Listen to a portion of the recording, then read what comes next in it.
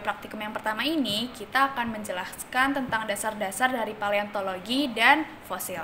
Sebelum membahas lebih dalam lagi, kita juga harus mengetahui tentang arti dari paleontologi.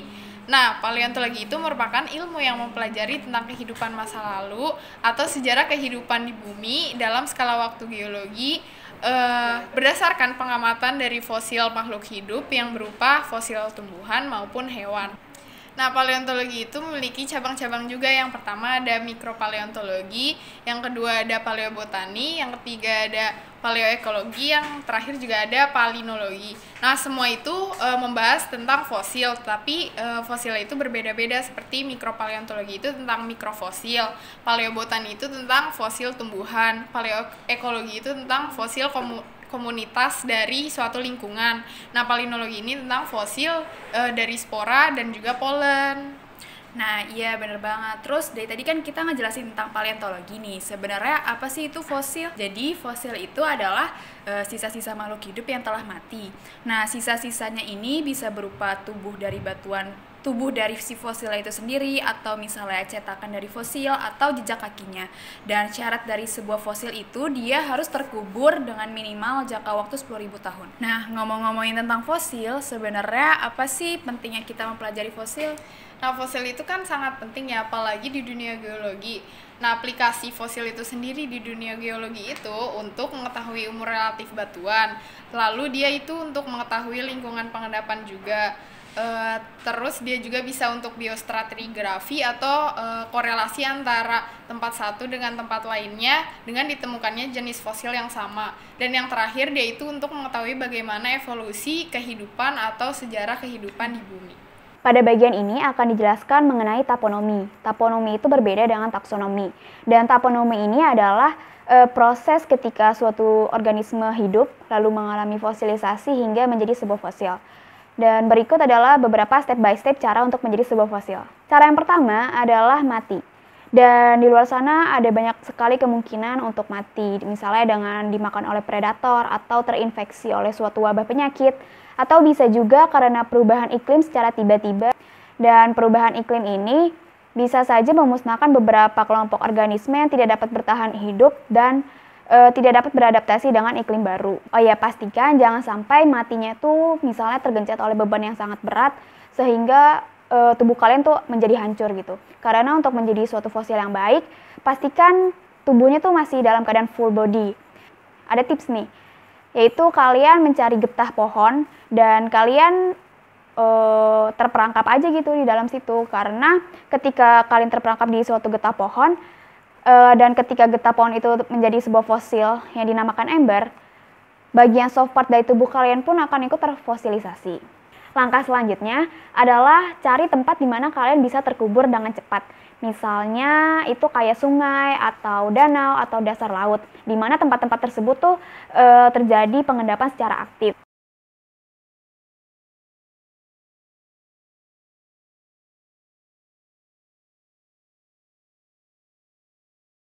Terus kalau misalnya di atas gunung atau di padang rumput gimana?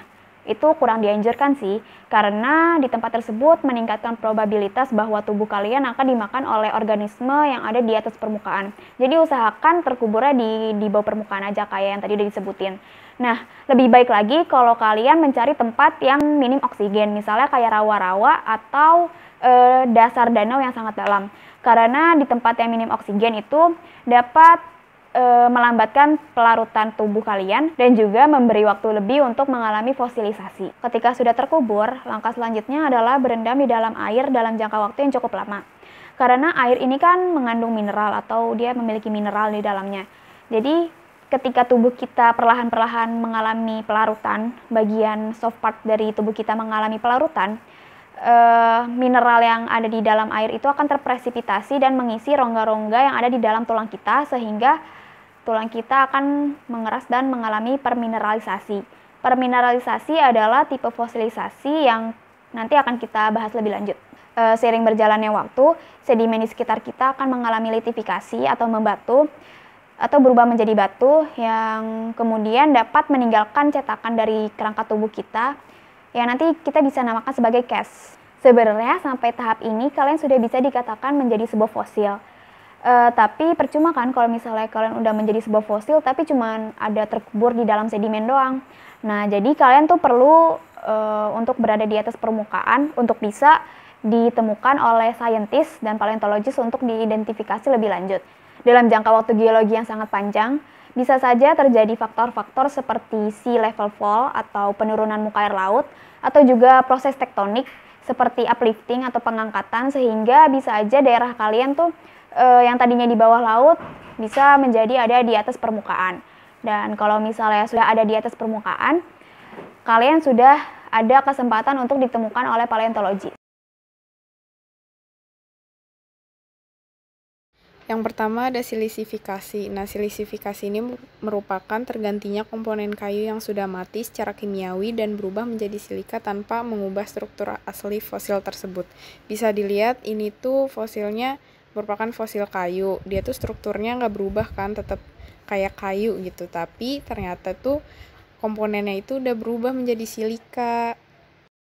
Yang kedua ada replacement. Nah, replacement ini itu merupakan fosil yang terawetkan karena mineral sekunder yang mengganti semua mineral fosil aslinya, sehingga bentuknya itu juga hampir sempurna seperti jiplakan aslinya.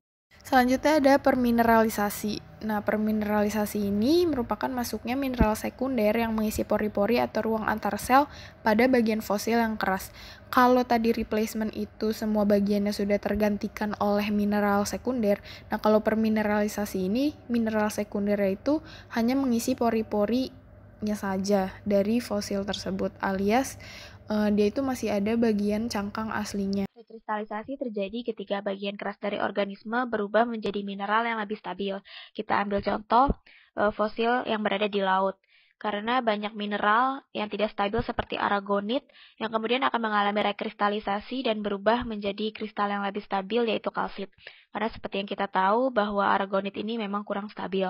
Dan perubahan ini hanya terdapat pada ukurannya dari yang kecil menjadi kristal yang lebih besar tanpa disertai perubahan komposisi kimianya. Karena kalsit dan aragonit juga sama-sama memiliki komposisi CaCO3. Ada fosil amber. Nah, arti amber itu sendiri merupakan resin atau getah pohon. Jadi, ketika ada organisme yang terperangkap oleh getah pohon atau resin itu, dia akan terawetkan dengan sempurna sehingga menjadi fosil yang utuh. Lalu ada karbonisasi. Nah, pada proses ini, material yang tersisa hanyalah karbon filmnya saja, karena zat organik pada organisme akan mengalami pembusukan secara perlahan-lahan setelah mereka terkubur, dan kemudian akan kehilangan gas dan juga cairannya, sehingga yang tertinggal hanyalah lapisan karbonnya saja. Biasanya hasil dari proses karbonisasi itu fosilnya akan berwarna hitam, dikarenakan memang karbon itu warna aslinya adalah hitam. Selanjutnya ada mold dan juga cast. Nah, kalau yang ini tuh namanya mold. Mold itu merupakan cetakan dari fosil. Kalau bagian luar dari fosil tersebut yang tercetak, itu namanya external mold. Nah, sedangkan kalau misalnya bagian dalam yang tercetak, itu adalah namanya internal mold. Nah, kalau cast itu artinya mold yang terisi mineral sekunder dan membentuk jiplakan fosil aslinya. Pada bagian ini akan dijelaskan mengenai bagian ventral, dorsal, dan periferal pada beberapa contoh fosil. Jadi ini tuh merupakan cara pandang kita dalam melihat suatu fosil. Jadi dapat mempermudah kita ketika melihat morfologi fosil. Dan perlu digarisbawahi bahwa setiap filum memiliki kemungkinan perbedaan bagian ventral dan dorsal. Jika didefinisikan, bagian ventral itu adalah bagian tubuh bawah yang menghadap tanah pada posisi hidup suatu fosil, dan biasanya mulut itu berada di bagian ventral.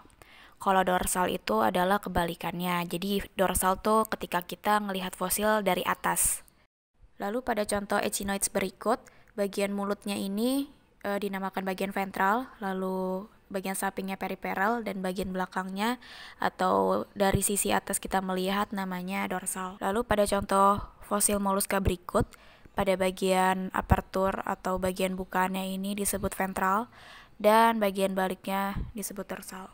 Nah, itu dia video praktikum kita kali ini. Semoga video ini dapat membantu kalian untuk memahami tentang dasar paleontologi dan juga fosilisasi. Dan untuk melengkapi pengetahuan kalian tentang paleontologi dan fosilisasi, kalian bisa cari-cari di jurnal atau buku-buku terkait. Nah, sekian dari kita. Sampai jumpa!